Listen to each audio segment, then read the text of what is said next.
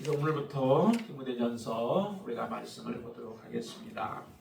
디모데는 사도 바울의 영적인 아들이죠. 디모데하고 디도를 특별히 영적인 아들로 그렇게 부르십니다.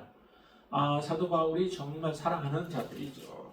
이 디모데에게 사도 바울은 먼저는 에베소 교회를 좀 맡겼습니다. 에베소 교회가 문제가 좀 있었던 것이죠. 여기 오늘 본문에서 보면은 에베소 교회가 하나님의 말씀대로 바르게 서지 못한 부분들이 있었습니다. 그래서 이 디모데전서를 쓰게 되어진 그 동기를 잘 말하고 있죠. 왜 디모데전서를 썼을까요?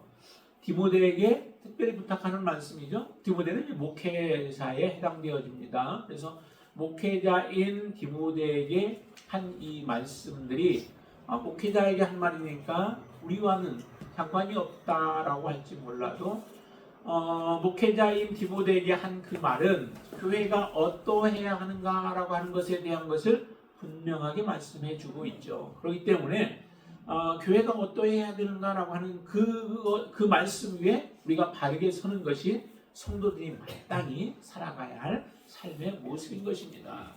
사도 바울이 이 디모데 전서를 통하여서 우리에게 말씀하고자 하는 중요한 그 말씀이 있습니다. 여러분들 보실 때 무엇인 것 같아요? 혹시 읽으면서 여러분들 깨달으셨을지 모르는데 거기에 보면은 특별히 많이 등장하는 게 다른 교훈이나 바른 교훈이라고 하는 말들이 나와요. 그러면은 교회는 어떻게 서 있어야 하는가? 교회는 어느 자리에 있어야 하는가? 다른 교훈에 미혹을 받든지 다른 교훈이 교회 안에 들어오게 되어지면 안 된다라고 하는 것이죠. 그럼 교회는 무너지게 되어 있습니다. 교회는 심판을 받을 수밖에 없습니다. 그래서 목회자는 교회를 그래서 바른 교훈 가운데 있도록 하기 위하여 사역하는 것이 목회자가 해야 할 일들이죠. 여러분들이 다른 교훈들, 복음이 아닌 다른 것에 미혹되거나 빠지지 아니하도록 하나님의 말씀을 먼저 바르게 여러분들에게 가르쳐야 할 그 책임이 바로 목회자에게 있는 것입니다. 여러분들은 그만큼 하나님의 말씀, 바른 교훈을 사모하셔야 되죠. 나는 말씀 없어도 돼요. 나는 내가 열심히 기도하고 그냥 나 혼자 말씀 보면서 살면 돼요 라고 하셔서는 안 되죠. 하나님의 말씀에 사모함을 가지시고 하나님이 우리에게 무슨 말씀을 하셨는가, 똑같은 말씀을 보아도 그 말씀 안에서 정말 하나님이 나에게 원하시는 말씀이 분명히 있는데 그 말씀을 제대로 못 볼 때가 있습니다. 무엇 때문에 못 보느냐면은 우리가 가지고 있는 지식들, 이전에 가지고 있던 잘못된 지식들이 내 안에 잘 잡고 있으면 하나님의 말씀이 들어와도 그 말씀들이 여러분들의 마음에 감동이 없습니다. 그래서 하나님의 말씀 앞에서는 우리의 모든 사상들, 또 모든 생각들, 모든 이전의 경험들까지도 사실은 다 내려놓고 순수한 모습으로 오직 하나님의 말씀에 나는 귀를 기울이고 하나님이 내게 말씀하시는 것을 나는 준행하겠습니다 라고 하는 겸손한 자세로 하나님 앞에 설 때에 여러분들에게 하나님의 말씀은 들려지게 되어지고 그 말씀이 여러분들을 인도하여 내실 줄로 믿습니다. 하나님의 말씀이라면 내가 이전에 배웠던 것들, 가졌던 모든 것들도 나는 다 내려놓겠습니다. 하나님의 말씀, 바른 말씀이 나에게는 내가 붙잡아야 할 말씀입니다 라고 하는 고백으로 하나님 앞에 서게 되어질 때 여러분들은 바른 말씀이, 바른 교훈이 여러분들을 바른 길로 인도해 줄 줄로 믿습니다. 오늘 이 참된 아들 2절에 보면 그렇게 얘기하죠. 믿음 안에서 참 아들 된 디모데에게 편지한다 했는데 그 편지의 목적이 무엇이라고요? 분명히 이렇게 말씀합니다. 3절과 4절을 우리 한번 같이 보겠습니다. 3절, 내가 마게도냐로 갈 때에 너를 권하여 에베소에 머물라 한 것은 어떤 사람들을 명하여 뭐라고요? 다른 교훈을 가르치지 말며. 다른 교훈을 가르치고 있는 자들이 있었죠. 그러면 가르치는 자들이 있으면 그 말씀을 받는 자들도 있죠. 그래서 가르치는 자들도 하나님의 심판을 받을 뿐만 아니라 가르침을 받는 사람도 하나님의 심판 가운데 놓여지게 되어집니다. 그래서 사도 바울은 디모데에게 이것을 지금 특별히 명령하는 거예요. 너는 에베소에 있으면서 사람들이 이제 복음의 말씀을 받아들여서 그들이 뜨거움 가지고 하나님 막 알아갈 때에 잘못된 것이 들어오게 되어지면 그 사람들이 영혼이 완전히 멸망케 되어지는 것입니다. 그 영혼들을 살리기 위해서 사도 바울은 이렇게 얘기한 거죠. 다른 교훈을 가르치지 말라라고 하는 거예요. 그렇게 가르치고 있는 사람들에게 명령하는 거죠. 그들에게 경고하는 거예요. 그래서 이 디모데를 거기 에베소에 남겨두고 그로 하여금 이 사명을 감당하도록 말씀하셨던 거죠. 자, 그리고 또 하나 4절에 보면은 이렇게 말씀하죠. 신화와 끝없는 족보에 몰두하지 말게 한다라고 얘기해요. 신화와 끝없는 족보. 신화를 가지고 사람들이 그것에 빠져들어가는 사람들이 있다는 얘기죠. 신화를 얘기하기 좋아하는 사람들이 많이 있어요. 특별히 이제 그 헬라 사람들의 경우는 이런 신화가 많이 있었잖아요. 그들의 이전의 문화 속에. 우리나라 같으면은 유교가 사람들의 마음속에 불교나 유교들이 많이 차지하고 있듯이 그들 마음속에는 이 신화들이 많이 있어서 잘못하면은 복음이 들어가도 그 복음이 희석될 가능성들이 참 많습니다. 그래서 오로지 하나님의 복음의 말씀으로 바르게 세우기를 원하여서 신화를 가지고 서로 이야기를 나누고 또 주장하고 하는 것들을 못하게 하는 것이죠. 그리고 끝없는 족보에 대해서 그들이 중요하게 여기죠. 그렇지만은 그런 족보들도 결과적으로는 어떤 일들만 일어나면 서로 변론만 일어난다는 거예요. 성경의 말씀을 가지고 서로 토론하게 되어질 때도 마찬가지예요. 토론하면서 정말 내가 모르는 것들을 알고 싶어서 이야기하는 사람들이 많지 않습니다. 여러분들에게 혹시라도 누가 밖에서 성경 가지고 막 얘기하려고 할 때 그 사람들 여러분들 설득시켜서 끌고 가려고 하는 거죠. 그리고 나도 뭔가를 알고 싶어서 다가가지만은 실제적으로 알만한 게 별로 사실은 없습니다. 그렇기 때문에 서로의 주장만 더 날카롭게 세워가면서 그들이 잘못된 것을 말이 막히고 또 바르게 설명을 해준다고 해서 돌아오는 사람들이 없습니다. 그래서 이거는 변론만 더 일어난다라고 하는 거예요. 그래서 복음은 이렇게 변론해가지고 또 토론해가지고 되어질 게 아니라 복음은 사실은 선포예요. 하나님의 말씀을 믿으라는 거죠. 예수 그리스도를 믿으라는 거예요. 믿지 않냐면 뭐예요? 믿지 않냐면 심판이요, 믿으면 구원이라는 거죠. 예수님이 우리를 위하여서 십자가에 달려 죽으셨고 또한 그분이 우리를 위하여서 의롭다 하기 위하여 살아나셨고 그분은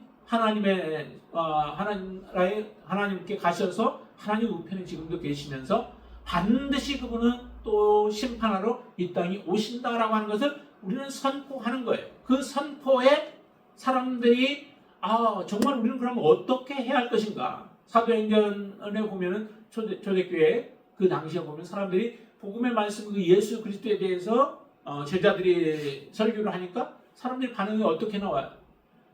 자기 마음에 찔림이 오는 거죠. 우리가 예수 그리스도 그 메시아를 죽였다라고 하는 거예요. 죽인 사람들이 바로 당신들입니다라고 하는 지적을 하니까 그때 하는 통곡이 뭐예요? 우리가 어찌할꼬, 형제 우리가 어찌할꼬라고 하는 탄식이 나오잖아요.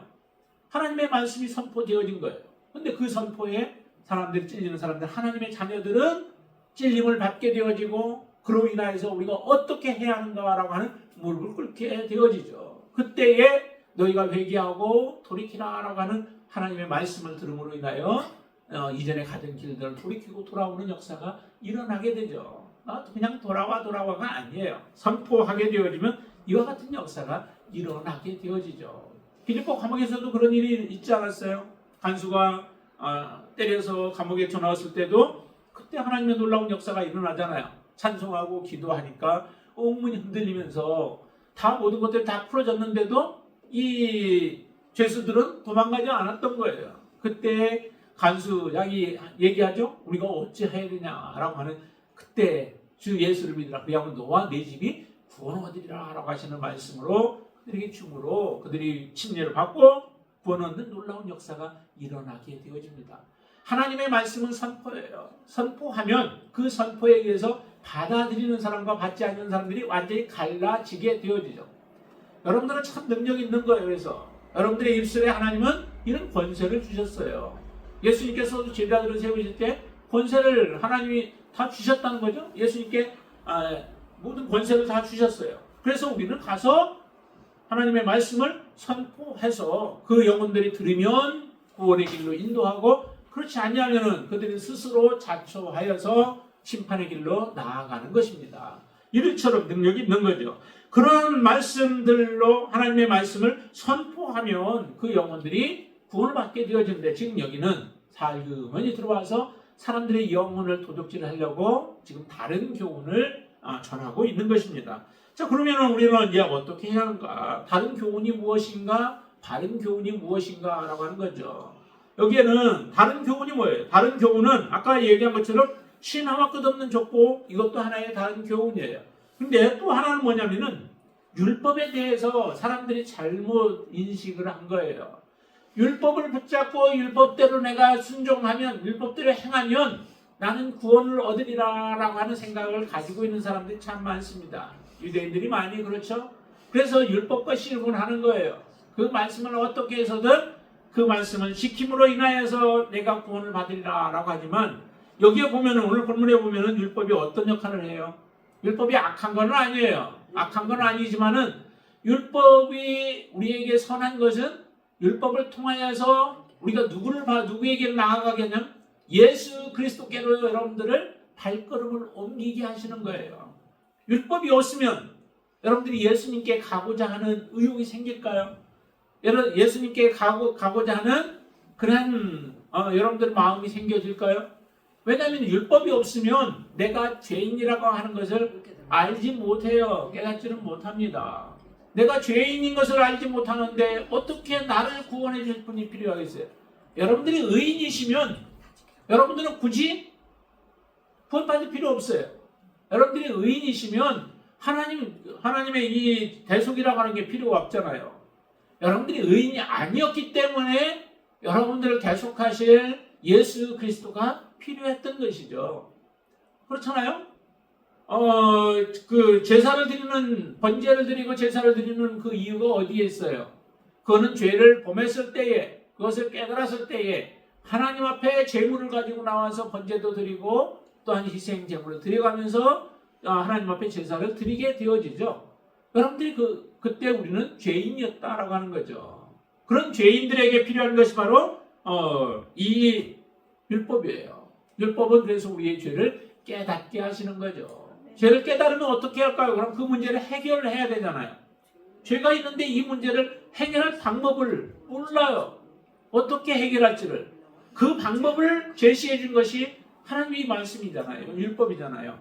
그래서 레위기서를 통하여서 우리가 하나님 앞에 어떻게 나아갈 수 있는가, 그리고 그분 앞에 나아가서 우리는 어떻게 정결케 되어지는가 라고 하는 것들을 이 레위기서를 통하여서 우리가 나아가서 알 수 있게 되어진 겁니다. 그래서 레위기서가 그렇게 중요한 거죠. 만약에 레위기의 방법이 없었으면, 그런 정결케 되어지고 대속을 받을 수 있는 길들을 모른다면은 우리가 하나님 앞에 나아갈 수 없죠. 단지 우리는 어떻게 해요? 나는 죄인이야 라고 하는 것을 알고 그냥 죽어가는 거예요. 하나님의 심판을 기다리는 수밖에 없는 거예요. 그렇지만은 하나님께서 우리로 하여금 정결케 되어지는 방법들을 가르쳐 주셨기 때문에 그 방법을 따라서 우리가 정결케 되어진 거죠. 그러나 그것은 이제 구약의 옛 방법 통해서 그렇게 하지만 그거 가지고는 다 되어지지 못해서 이제 예수 그리스도를 우리에게 보내주신 겁니다. 예수님을 통해서 우리가 정결케 되어진 거죠. 그것도 짐승의 피로 매년 드리는 그런 제사가 아니라 이제 단번에 영원한 제사를 예수 그리스도의 보혈로 우리에게 허락해 주신 거예요. 이 얼마나 감사한 일이에요. 그 놀라운 축복을 하나님이 우리에게 허락해 주셨는데 사람들은 다시 율법으로 돌아간다는 거죠. 예수 믿었던 사람들도 율법으로 다시 돌아가서 그 율법과 씨름하고 있는 사람들이 많다는 거예요. 율법은 이제 우리가 씨름할 것이 아니라 예수 그리스도 안에서 그것은 자동적으로 이루어가는 삶을 우리가 살아가야 하는 것입니다. 그래서 율법은 필요한 것을 이렇게 분명하게 얘기했잖아요. 9절 보세요. 9절에 보시면 이렇게 얘기합니다. 같이 한번 읽어볼까요? 알 것은 이것이니 율법은 옳은 사람을 위하여 세운 것이 아니요 오직 불법한 자와 복종하지 아니하는 자와 경건하지 아니한 자와 죄인과 거룩하지 아니한 자와 망령 뜬 자와 아버지를 죽이는 자와 어머니를 죽이는 자와 살인하는 자에게 10절 음행하는 자와 남색하는 자와 인신매매를 하는 자와 거짓말하는 자와 거짓 맹세하는 자와 기타 다른 교훈을 거스리는 자들을 위함이다 라고 얘기를 하죠. 다른 교훈을 거스리는 자, 많은 죄인들 뿐만 아니라 다른 교훈을 거스리는 자들도 하나님의 심판 가운데 놓여 있는 자들이라고 하는 것을 말씀을 하십니다. 이와 같은 자들을 위하여 율법은 필요하다. 우리에게도 다 율법은 필요했습니다. 율법이 필요했고 그 율법에 따라서 우리는 이제 예수 그리스도께 나아가서 살 길을 우리는 얻게 되어진 거죠. 예, 생명의 길로 우리는 지금 나아가고 있는 거예요. 그 길을 여러분들 포기하지 마셔야 되는 거죠. 사도 바울도 그래서 오늘 본문에 보면 이렇게 얘기하잖아요. 자기가 얼마나 이전에 하나님을 알지 못했을 때, 예수 그리스도를 제대로 알지 못했을 때 어떠한 일들을 했어요. 참 열심으로 대단한 열심을 가졌어요. 그렇지만은 그 열심이 어떤 일들을 오히려 하나님 앞에 하나님을 고통스럽게 하는 일들을 행했잖아요. 그래서 고백하는 얘기가 이게 내가 전에는 비방자요 박해자요 폭행자였다라고 하는 고백을 하죠. 그 고백이 이제 예수 구그리스도를 안 지금에 와서 한 고백이 이 말입니다. 15절 같이 읽습니다. 미쁘다 모든 사람이 받을 만한 이 말이요 그리스도 예수께서 죄인을 구원하시려고 세상에 임하셨다 하였도다. 죄인 중에 내가 괴수니라 라고 얘기해요. 사도 바울이 지금 내가 죄인 중에 괴수다라고 하는 말을 사람들은 오해를 많이 한다는 거죠. 어떻게 오해하느냐면은 사도 바울도 내가 죄인 중에 괴수라고 지금 고백하고 있다라고 그렇게 주장해요. 근데 사도 바울이 그렇게 주장하는 게 지금도 내가 죄인 중에 괴수다라고 하는 얘기가 아니라 이전에 나의 삶의 모습을 돌아보니까 정말 나는 죄인 중에 괴수였다라고 하는 거예요. 예수 그리스도를 만나기 전에. 예수 그리스도를 만나기 전에는 열심히 대단하여서 정말 그것이 하나님이 기뻐하는 줄로 알았어요.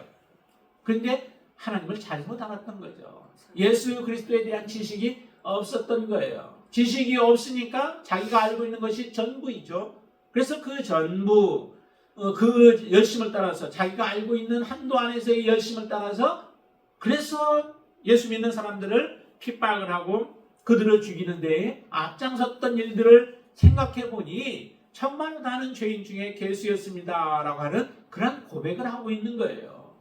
그 이후에 예수 그리스도를 만난 이후에 사도 바울이 죄를 범하나요? 그렇지 않습니다. 오직 하나님 앞에 선한 모습으로 거룩한 모습으로 하나님 복음을 위하여 그의 삶을 온전히 드리는 삶을 살아가는 사도 바울의 모습을 우리가 볼 수 있잖아요. 이런 모습들을 볼 때에 정말로 사도 바울이 자기 자신의 모습을 이 율법을 통하여서 깨닫지 못하였으면 어떻게 자기가 이처럼 죄인 중에 계시다라고 하는 고백을 할 수 있었겠어요. 그래서 이와 같은 그 율법주의자들, 율법을 행해야만 구원 얻는다라고 하는 그런 사람들, 이런 사람들도 지금 다른 교훈을 가르치고 있는 것이다 라고 하는 거예요. 그러면 우리는 선을 착한 일을 하지 말아야 되는가? 그거는 또 아니죠. 그거는 당연히 따라와야 하는 것이다 라고 여러분들한테 계속 말씀을 드렸습니다. 예수 그리스도를 믿고 하나님의 말씀대로 내가 순종하며 살아가면 그런 사람들에게 정말로 이 선한 모습은 당연히 따라와야 되는 것이죠. 그러니까 예수 믿고 삶이 180도 완전히 바뀌어졌는데도 나의 삶에 선한 모습이 없다면 어떻게 그것이 우리가 예수 믿는 사람이겠어요? 그리스도인이겠어요? 그리스도인들, 안디옥에서 그리스도인이라고 하는 말들을 처음 들었잖아요. 그건 예수쟁이 아니에요? 예수님을 닮은 사람들, 예수님을 따라가는 사람들, 예수와 같은 생각을 가지고 있는 사람들, 이 사람들이 바로 그리스도인이잖아요. 여러분들 안에 정말 예수 그리스도와 같은 생각을 있으면 예수님의 삶이 우리를 통하여 나타나는 거죠. 그건 당연히 나타나야 하는 거예요. 예수님이 하나님을 드러내셨죠. 보여주셨죠.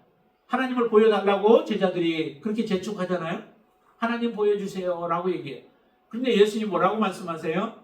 내가 너희들과 같이 있었는데 왜 너희들은 나한테 하나님을 보여달라 하느냐. 예수님 자신이 하나님을 지금 드러내고 있다는 거예요. 그럼 우리도 예수 믿는 하나님의 자녀들이라면은 예수 그리스도가 우리의 삶을 통하여 드러나야 되는 것이죠. 이게 당연한 그리스도인들의 삶의 모습이에요. 근데 사람들을 보세요. 정말 그리스도가 드러나나요? 그들의 모습 속에서 예수 그리스도가 존귀함을 받으시나요? 정말 그런 모습이 없다면 나는 무늬만 그리스도인의 무늬를 가지고 있는 사람이라는 거죠. 여러분들은 그렇게 되지 않게 되길 바랍니다.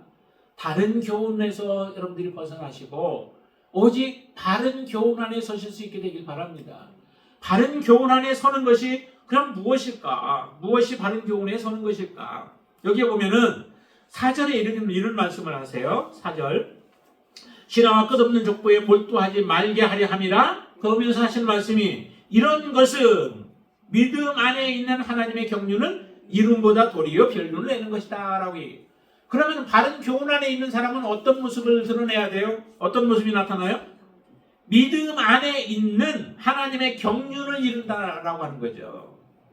여러분들이 믿음 안에 있으면은 정말 바른 교훈 안에 여러분들이 있으면은 믿음 안에서 하나님의 경륜을 드러낸다. 하나님의 경륜이라고 하는 것은 하나님의 일이라고 하는 것을 여러분들이 드러내는 것과 같아요. 내가 복음 안에 살아가고 있으면 복음의 열매가 드러나는 거죠. 하나님이 여러분들 안에 하나님의 사랑을 심으셨으면 뭐가 나와요? 사랑이 나와야 되는 거죠. 그것도 하나님의 사랑. 우리 육신적인 사랑이 아니라 하나님의 사랑이 나타나는 거죠. 그 사랑을 보고 싶어서 하나님은 여러분들 안에 하나님의 사랑을 부어주신 거예요. 그것도 조금 아깝게 주신 게 아니라 철철 넘치도록 예수 그리스도의 그 사랑을 여러분들 안에 부어주신 겁니다. 그 사랑을 받았는데도 나의 삶을 통해서 사랑이 드러나지 않는다. 그것은 가짜 그리스도인들의 삶의 모습인 거죠. 여기도 보니까 믿음 안에서 그래서 하나님의 하시는 일들이 드러나는 거예요. 하나님의 하시는 일이 믿음 예수 그리스도 안에서 드러나고 믿음 안에서 그 모습이 드러나는 것. 그 사람이 바로 이 바른 교훈 안에 있는 사람이다라고 말씀하시는 겁니다. 그리고 또 하나 우리가 바른 교훈 안에 있는 사람은 5절 보세요. 5절 보세요. 이 교훈의 목적이 뭐라고요? 청결한 마음과 선한 양심과 거짓이 없는 믿음에서 나오는 사랑이다라고 말씀하시죠. 그러니까 이 교훈의 목적, 바른 교훈의 목적이에요. 여기에 바른 교훈의 목적은 어디에 있느냐면 사랑이 드러나는 거죠. 근데 그 사랑이 어디에서 나온다고 그래요? 청결한 마음과 네, 여기 보니까 청결한 마음이 청결해야 된다라고 하는 거죠. 그리고 선한 양심이 있어야 돼요. 양심은 보니까 또 다른 데서 보니까 다른 양심도 있죠. 화인 맞은 양심이라고. 화인 맞은 양심은 하나님의 말씀을 들어도 회개할 마음이 없습니다. 그리고 악을 범해도 그것이 죄인 줄로 깨닫지 못하는 겁니다. 정말로 그건 저주받은 거죠. 양심의 화인을 맞아버리면 이건 저주의 인생이에요. 그런데 여기 보니까 선한 양심을 가지라는 거죠. 선한 양심을 가져야 되고, 그 다음에 거짓이 없는 믿음이어야 된다는 거죠. 믿음에 있어서 거짓이 없어야 된다. 하나님 앞에 이런 모습으로 우리가 살아가게 되어지면 그 사람은 바로 사랑이 드러나게 되어지는데, 이렇게 해서 나타난 사랑을 여기서는 보니까 충성이라고 하는 거예요. 충성. 그래서 바른 교훈 안에서 충성하라라고 이렇게 말씀을 드린 겁니다. 충성이라고 하는 건 끝까지 하나님을 우리가 사랑하고 붙들고 믿음으로 살아가는 삶이잖아요. 청결한 마음이 있고 선한 양심이 있고 거짓이 없는 믿음을 가진 사람은 끝까지 하나님만을 바라보며 하나님을 의지하며 믿음으로 살아가는 사람이 되어집니다. 그 사람이 바로 하나님이 원하시는 충성스러운 사람이죠. 다윗을 보세요. 얼마나 충성스러운지요.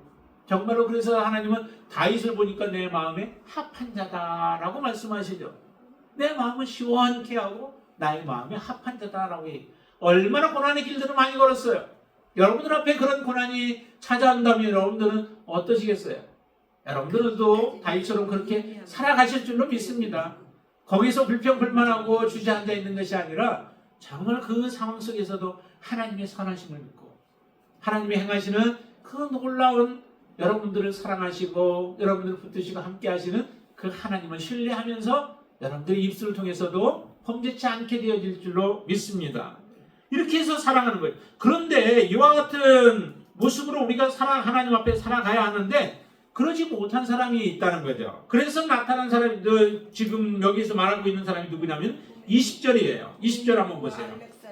그 가운데에 후메네오와 알렉산더가 있으니 내가 사단에게 내어준 것은 그들로 훈계를 받아 신성을 모독하지 못하게 하려 함이라 라고 얘기하죠. 누구 두 사람을 지금 내주었죠. 사단에게 내주어서 그들은 심판을 받게 했다라고 하는 거죠.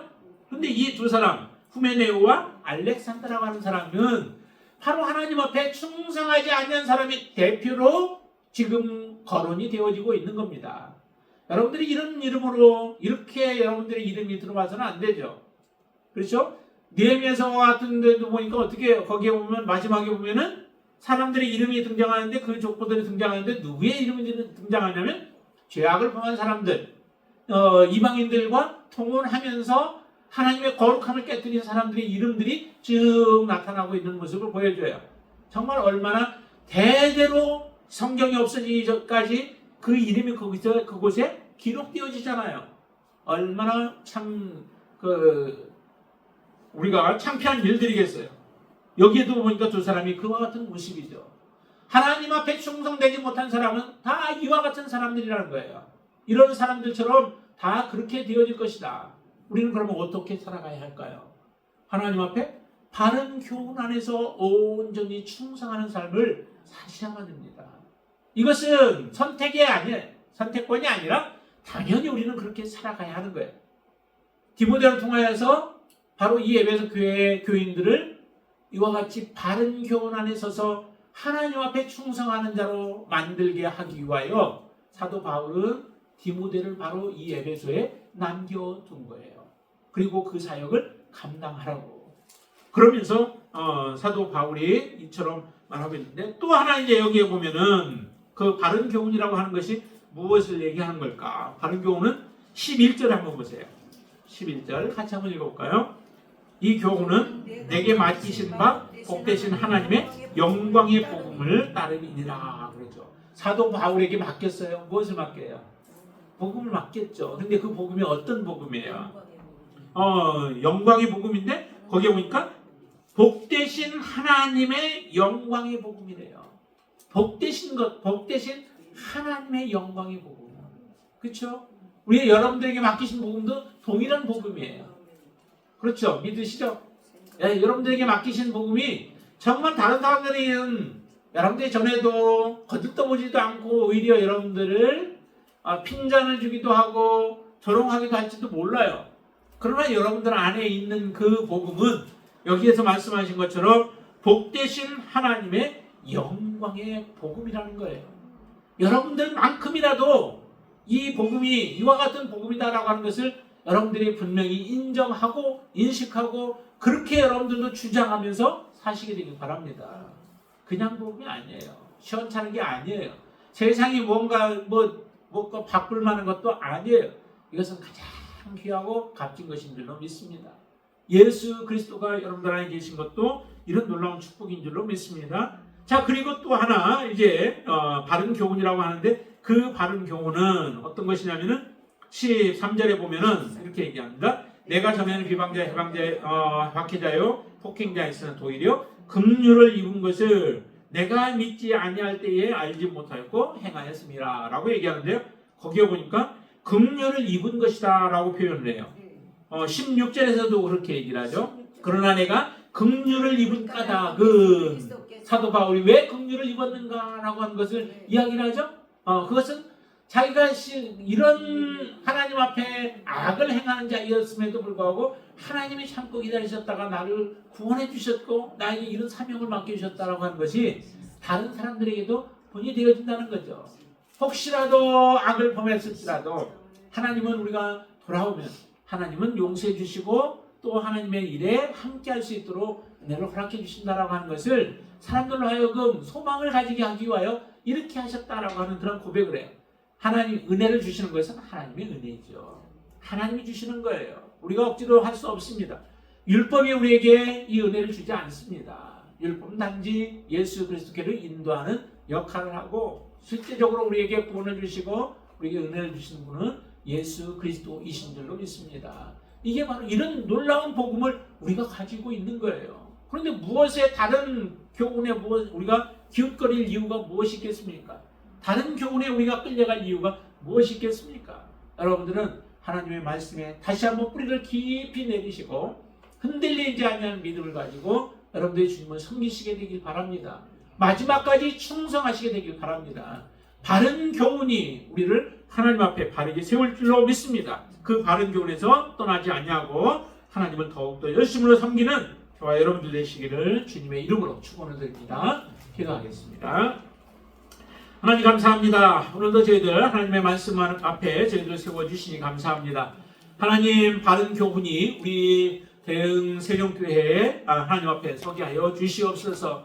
정말로 하나님 앞에 이 말씀 가운데 바르게 서서 말씀에 흔들림이 없게 하여 주시고 말씀에 더욱더 굳건하게 서서 우리가 섬기는 것이 하나도 아버지를 흐트러지지 아니하고 또 땅에 떨어지지 아니하고 온전히 하나님이 기뻐하시는 모습으로 섬기는 삶이 되게 하여 주시옵소서. 지식이 부족하면 하나님 말씀에 대한 지식이 부족하면 우리가 열심으로 섬겨도 그 모든 섬김이 오히려 하나님 앞에 방해가 되어질 수 있습니다. 바른 지식을 가지고 바른 교훈을 가지고 하나님을 섬겨 나아갈 수 있도록 역사하여 주시옵소서. 이전에 우리의 경험들이 주가 되어지지 않게 하여 주시고 오직 나를 사랑하시는 예수 그리스도 하나님이 우리에게 정말 바른 길로 주신 하나님의 말씀만이 우리의 온전한 길이 되어지고 또 그 말씀이 우리를 교훈하게 하여 주시옵소서. 주께서 오늘도 저희들 간구하고 기도할 때에 주께서 함께하여 주실 줄로 믿고 예수님의 이름으로 기도드리옵나이다. 아멘.